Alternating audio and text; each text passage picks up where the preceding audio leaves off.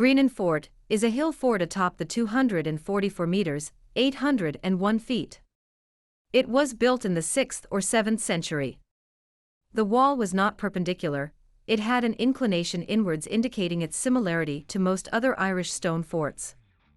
There was a small rectangular stone building in the middle, presumably church. The current hill fort, after the restoration of 1874 to 1878, is substantially different, but much of the old structure remains intact.